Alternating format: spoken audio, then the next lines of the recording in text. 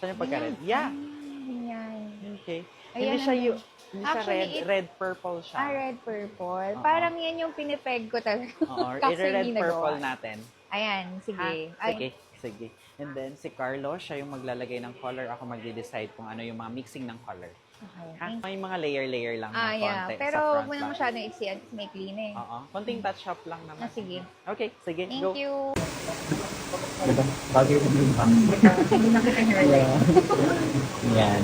Kamusta yung pagka purple red? Perfect. Ito talaga yung color na Gusto mo? i-envision ko. Like, malabart pero music na po. What's so? Thank you.